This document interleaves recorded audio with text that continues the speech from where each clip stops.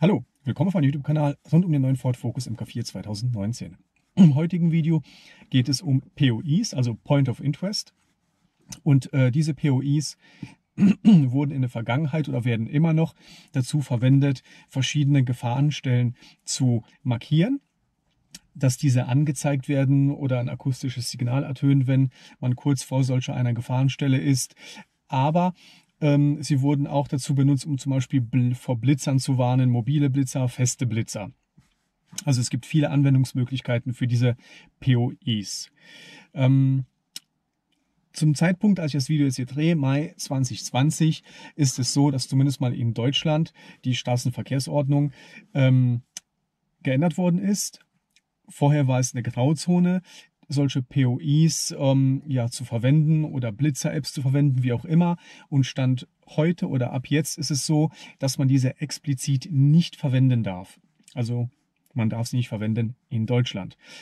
Da laut der YouTube-Statistik auch einige Zuschauer dabei sind aus anderen Ländern, müsst ihr euch natürlich schlau machen, wie ist das bei euch geregelt? Darf man die verwenden, darf man die nicht verwenden? So, jetzt mal die Hauptfrage, die mir sehr, sehr häufig per E-Mail geschickt worden ist. Können wir diese POIs auf unser Sync-System bekommen? Und die Frage, zumindest mal zum heutigen Standpunkt, kann ich beneinen. Es ist also nicht möglich, diese POIs nachträglich in unser Sync-System reinzubekommen. Das ist Stand heute. Eventuell ändert sich das Ganze in einem Tag, in einer Woche, in einem Jahr, das weiß ich nicht, aber Stand heute ist es nicht möglich. Allerdings gibt es eine andere Möglichkeit, wie wir das Ganze bewerkstelligen können. Dazu brauchen wir natürlich unser Smartphone. Und ja, das Ganze funktioniert folgendermaßen. Ihr müsst an eurem Smartphone, bei mir ist es immer an, das Bluetooth permanent eingeschaltet haben. Zumindest mal, wenn ihr die komfortable Funktion nutzen wollt, die ich euch jetzt vorstelle.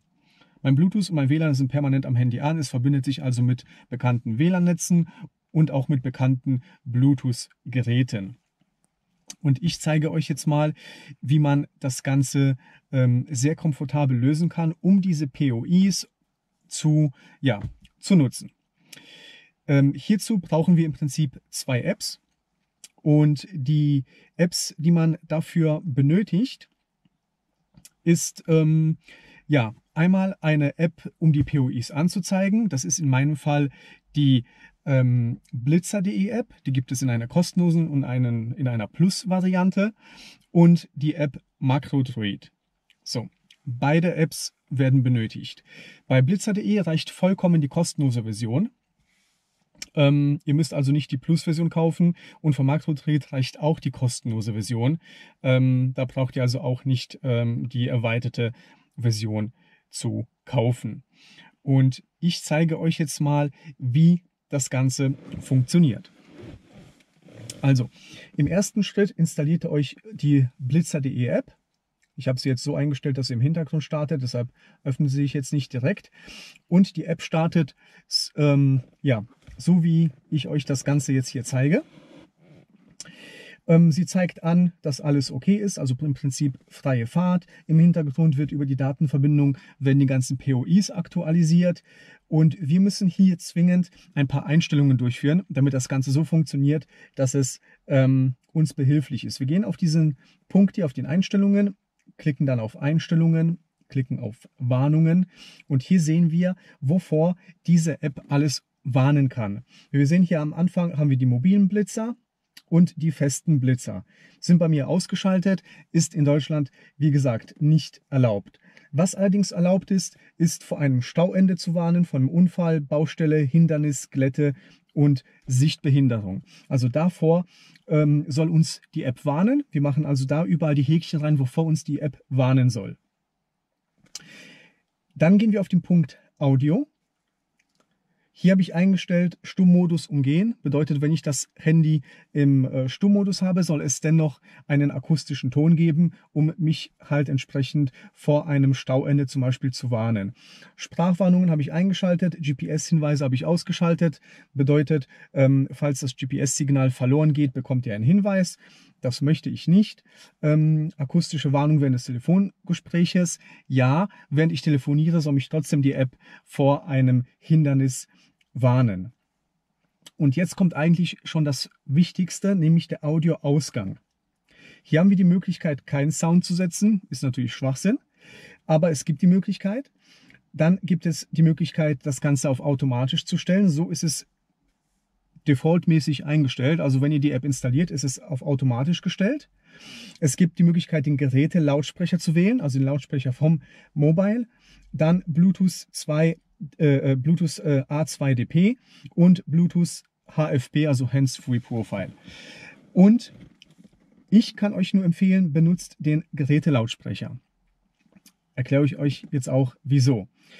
Normalerweise würde man sagen, okay, ich benutze einen von diesen Bluetooth-Einstellungen und dann gibt mir ja das Handy das Signal, Vorsicht, da ist ein Stauende, über die Lautsprecher des Sync-Systems aus.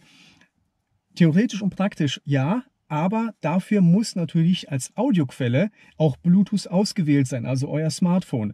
Wenn ihr jetzt Radio hört oder Musik über den MP3-Player, dann kann natürlich dieses Gerät das Audiosignal an Sync senden. Ihr bekommt es aber natürlich nicht mit, weil die Musik läuft ja über den MP3-Player. Man müsste also die Audioquelle umschalten. Macht natürlich gar keinen Sinn. Also Gerätelautsprecher auswählen und bestätigen. Bedeutet, wenn wir jetzt Radio oder MP3 hören über den USB-Stick, dann ertönt der akustische Warnton über das Handy. Also egal welche Audioquelle ich am Auto ausgewählt habe, das Handy warnt mich immer mit seinem eigenen Lautsprecher. Und deshalb ist es hier wichtig, die Lautstärke entsprechend hochzustellen. Mobiler Blitzer in 300 Metern. Das ist jetzt ein Test. Also wir haben ja die Blitzer ausgestellt. Es soll uns ja nur vor dem Stauende warnen. Der Test dient einfach nur dazu, um die Lautstärke zu testen.